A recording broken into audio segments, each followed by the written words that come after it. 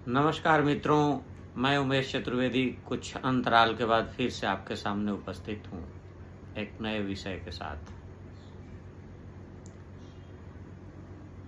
पश्चिम बंगाल के आरजी कर medical college में जो घटना घटी है और उसकी प्रतिक्रिया में जिस तरह से कलकत्ता के बीच बाजार स्थित इस मेडिकल कॉलेज में करीब 1000 लोगों की हुड़दंगी भीड़ द्वारा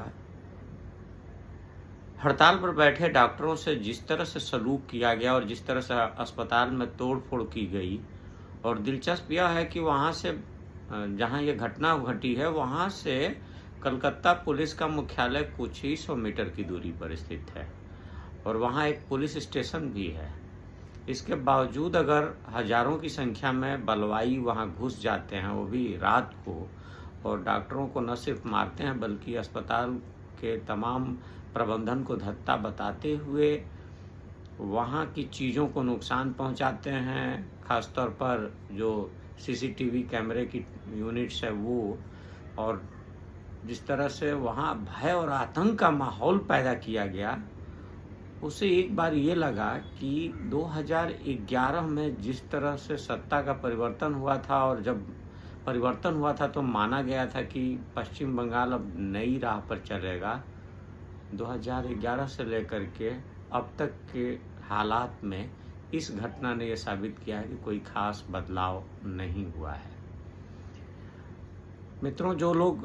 पश्चिम बंगाल की यात्रा करते हैं या जो पश्चिम बंगाल में रहते हैं और जिन्हें राजनीति से सीधे तौर पर कुछ लेना देना नहीं है, उनको पता है कि पश्चिम बंगाल में जो राजनीतिक प्रक्रिया है, खासतौर पर राजनीतिक दलों के कार्य करने की, वह पिछली सदी के 80 के दशक से कमोबेश एक समान है। कुछ लोगों का ये कहना है कि जिस तरह से राजनीतिक रूप से अपने कार्यकर्ताओं का वर्चस्व बना करके वामपंथी सरकारों ने रखा, कुछ वही स्थिति तृणमूल कांग्रेस की सरकार का भी है। और कुछ लोगों का तो ये भी कहना है कि जो पश्चिम बंगाल में पहले तृणमूल कांग्रेस के आने के पहले वामपंथी सरकार के साथ कार्यकर्ता के रूप में जो लोग जुड़े थे और एक पॉलिटिकल रिगिंग को और एक पॉलिटिकल सिस्टम को एक तरह से कह सकते हैं कि प्रशासन के समानांतर अपने को चलाते थे और पैरेलल प्रशासन चलाते थे, पैरेलल एडमिनिस्ट्रेशन चलाते थे, वह व्यवस्था अभी भी कायम है और उसी का एक प्रतिरूप है कलकत्ता की घटना। कलकत्ता की घटना ने दो चीज़ों को जाहिर किया है। हालांकि ये बाहरी दुनिया के लिए जाहिर करने वाली बात है, बाहरी मतलब पश्चिम बंगाल से बाहर वाले लोगों के लिए।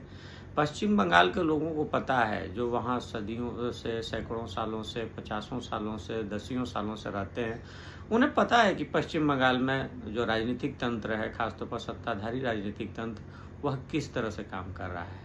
आप सुन सकते हैं कि जब ये बलवाइयों की भीड़ ने हमला किया तो वहाँ रेजिडेंट डॉक्टरों के एक नेता ने या एक सदस्य ने जिस तरह से छत से एक वीडियो बनाया और उसमें एक बात कही है, वो बात ये कही है कि हमें सेंट्रल फोर्सेज चाहिए, हमें इन पर भरोसा नहीं है। इन पर मतलब कलकत्ता पुलिस पर या पश्चिम बंगाल पुलिस पर। इससे एक चीज़ साबित होती है कि वहाँ की जनता भी ये मान चुकी है कि जो पश्चिम बंगाल की पुलिस है या वहाँ का प्रशासन है, वह पूरी तरह से स्थानीय राजनीति के रंग में रंग चुका है और उस पर जो निष्पक्ष तरीके से या न्याय चाहने के लिए जो लोग संघर्ष कर रहे हैं या निष्पक्ष रूप से जो काम कर रहे हैं लोग, उनको भरोसा नहीं है। अब पश्चिम बंगाल में जब भी चुनाव होता है तो आप देखेंगे कि यह जो भरोसा न होने की बात है, जो विश्वास के दरकने की बात है, वो भी उस समय दिखती है। तब वहाँ के लोगों का, वोटरों का और विपक्षी राजनीतिक दलों के एक बड़े हिस्से की एक ही मांग होती है। वो मांग ये होती है कि पश्चिम बंगाल में केंद्रीय बलों की निगरानी में, केंद्रीय राजनीतिक तंत्र की निगरानी में, और कुछ लोग तो यहाँ तक कहते हैं कि राष्ट्रपति शासन कुछ दिनों के लिए लगा करके वहाँ चुनाव होना चाहिए, तभी जाकर के निष्पक्ष चुनाव हो सकता है। तो पश्चिम बंगाल के कोलकाता की घटना ने ये साबित किया है कि अभी भी पश्चिम बंगाल का जो प्रशासन है या वहाँ की पुलिस है वो निष्पक्ष तरीके से, वैधानिक तरीके से कार्य करने में खुद को अक्षम पा रही है या कार्य करने की स्थिति में नहीं है। और दूसरी बात एक और जाहिर हुई है, आप देखेंगे खासतौर पर 2014 के बाद जब केंद्र में नरेंद्र मोदी की सरकार आई, तो जब भी विशेष तौर पर भारतीय जनता पार्टी शासित राज्यों में कोई बलात्कार या दुर्व्यवहार या महिला अत्याचार की घटना होती है या दलित उत्पीड़न की घटना होती है, तो मोदी विरोधी सारे राजनीतिक दल एक सुर से खड़े हो जाते हैं और उस अत्याचार पीड़ित या परेशान व्यक्ति को या समूह को या समाज को न्याय दिलाने के लिए राजनीतिक आंदोलन करते हैं। लेकिन पश्चिम बंगाल में देखिए,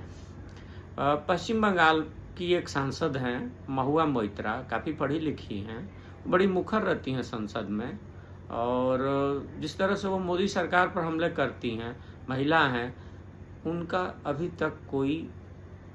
अहम बयान भी इस मामले में सामने नहीं आया है। इस मामले मतलब कलकत्ता की जूनियर डॉक्टर के साथ हुए विभत्स रेप कांड के बाद, उसकी हत्या के बाद। अब पश्चिम बंगाल की बाकी जो महिला नेत्री हैं या जो इंडिया ब्लॉक के जो बड़े बड़े नेता हैं, उनकी ओर से कोई तीखी बयानबाजी अभी तक नहीं आई है। तो कहने का मतलब ये है कि पश्चिम बंगाल की इस घटना ने एक चीज़ जाहिर किया है कि जो विपक्षी दल है, जो हर बार में, और उसको सपोर्ट करने में एक पत्रकारों का भी एक बड़ा हिस्सा शामिल है, वो हर बार एक तर्क जरूर देते हैं कि विपक्ष का काम या और मीडिया का काम एकमात्र सरकार से सवाल पूछना है और उसकी खामियों को उजागर करना है। बिल्कुल करिए, उजागर करना चाहिए। जो संवैधानिक अपनी व्यवस्था है जिसको हमने स्वीकार किया है, उसमें विपक्ष को तो लोकतांत्रिक बगिया का एक ऐसा फूल कहा गया है जिसके बिना मतलब लोकतंत्र की खूबसूरती नहीं रह सकती है। होना चाहिए, विरोध होना चाहिए, किया जाना चाहिए, लेकिन आपने देखा कि कभी वह विरोध जो है सेलेक्टिव नज़र आता है, तो कई बार वह चुप्पी साध लेता है। सवाल यह है कि क्या राजनीति का एकमात्र काम यही रह गया है कि वो सेलेक्टिव विरोध करेगी, सेलेक्टिव समर्थन करेगी, और क्या राजनीति अपने हितों के लिए मानवीय संवेदनाओं को किनारे रख देगी? पश्चिम बंगाल की घटना ने तो इसे जाहिर किया है। और मीडिया का वो कथित मुखर वर्ग है जो बार बार सवाल पूछता है, सवाल पूछने की हिमायत करता है, ज़रा आप उनके सोशल मीडिया के पोस्ट को देखिए तो वो किस तरह की भाषा का इस्तेमाल कर रहे हैं और किस तरह से पश्चिम बंगाल की घटना को कहीं ना कहीं प्रकारांतर से केंद्रीय राजनीति से जोड़ रहे हैं। सवाल यह है कि जब भी कानून व्यवस्था की बात होती है, जब भी केंद्र कहीं कानून व्यवस्था के मामले में हस्तक्षेप करने की कोशिश करता है, तो अपने यहाँ एक शब्दावली बड़ी तेजी से उभरती है। अंग्रेजी में उसको कहते हैं फेडरलिज्म और हिंदी में कहते हैं सहकारी संघवाद। राज्यों के अधिकार की चर्चा होने लगती है, लेकिन जब ऐसे मामले आते हैं, खासतौर पर जब विपक्षी दलों की जहां सरकार होती है और वहां लोमहर्षक ऐसी घटनाएं होती हैं, तो जब चुप्पियां साध ली जाती हैं तो सहकारी संघवाद को एक तरह से किनारे ही रख दिया जाता है, उस तर्क को एक तरह से अलग रख दिया जाता है। भारतीय राजनीति को अब सोचना होगा कि क्या वो यहीं ठहरी रहेगी, उसकी विचारधारा यहीं ठहरी रहेगी कि वह भीड़ तंत्र को उकसाएगी, भीड़ तंत्र को किसी ने अगर उकसाया तो उसको भी वो अपने पक्ष और विपक्ष के हिसाब से व्याख्या करेगी और उसको व्याख्यायित करते हुए के हिसाब से जो सही न्याय होना चाहिए उसके पक्ष में आवाज़ बुलंद करेगी, या फिर सेलेक्टिव राजनीतिक हितों को ध्यान में रखते हुए बयानबाजी करेगी।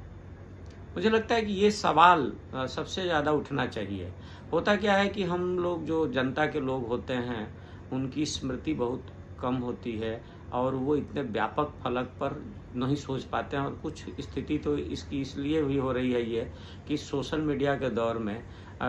कौवा कान ले गया, एक जो कहावत करते हैं, तो एक बार हो गया तो कौवा कान ले गया, उसी पर चर्चा होती रहती है। यह देखने की ज़रूरत कोई नहीं करता कि क्या सचमुच कौवा कान ले गया है या कान बचा हुआ है, या ये कोई गलत बात है, झूठी बात है।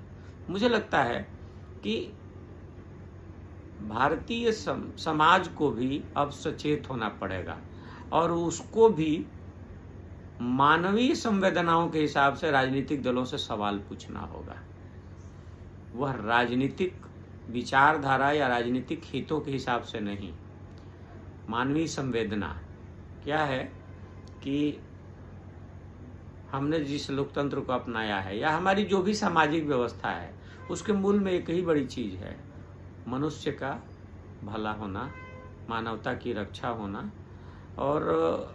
चाहे कहीं भी कोई घटना होती है, कलकत्ता जैसी घटना, वो सिर्फ एक समाज या एक व्यक्ति के साथ हुआ अत्याचार नहीं होता है, एक विचारधारा पर ही प्रहार नहीं होता है, बल्कि वो समूची मानवता पर और मानवीय सरोकारों पर, या जिसको हम एक चीज़ और कहते हैं, जो हमारे जो सामाजिक मूल्य हैं, हमारे जो पारंपरिक सांस्कृतिक मूल्य हैं, उन पर हमला है। मुझे लगता है कि राजनीति जिस दिन यह सोचने लगेगी, इस ढंग से सोचने लगेगी कि हमें सेलेक्टिव मुद्दों की बजाय, अपने राजनीतिक हितों की बजाय,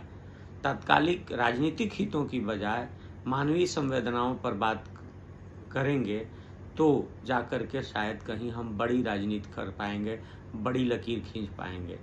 बहरहाल एक चीज़ तो होना चाहिए कि जो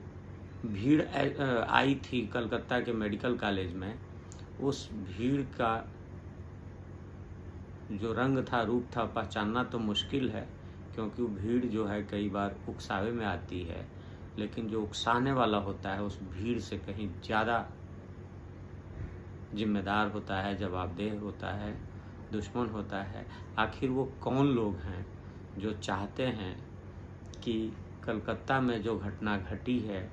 उस जूनियर डॉक्टर के साथ जो बर्बर घटना घटी है, उसके सबूत मिट जाएं और वो बच जाएं। मुझे ऐसा लगता है, संदेह ऐसा होता है कि ये कलकत्ता की घटना के लिए वही तत्व जिम्मेदार हैं, उन्होंने ही भीड़ को उकसाया है। और जब तक केंद्रीय व्यवस्था के तहत इसकी जांच नहीं होगी, और जब जांच नहीं होगी तब तक सही बात सामने नहीं आ पाएगी, और दोषी चाहे जो भी हो उसको सज़ा मिलनी ही चाहिए। इस बीच ठीक है कि डॉक्टरों की हड़ताल का मतलब खुले तौर पर विरोध नहीं हो पा रहा है, लेकिन डॉक्टरों को भी सोचना होगा कि उनकी हड़ताल के चलते देश भर के लाखों और करोड़ों उन मरीजों को नुकसान उठाना पड़ रहा है, खामियाजा भुगतना पड़ रहा है, जो इस घटना के लिए जवाबदेह नहीं है, जिम्मेदार नहीं है। आपको हमारे विचार कैसे लगते हैं, इस पर आपकी राय आना चाहिए। आपकी राय की प्रतीक्षा रहेगी। हम फिर मिलेंगे किसी और विषय पर इसी तरह से अपनी राय, अपने विचार लेकर के। तब तक के लिए नमस्कार, धन्यवाद।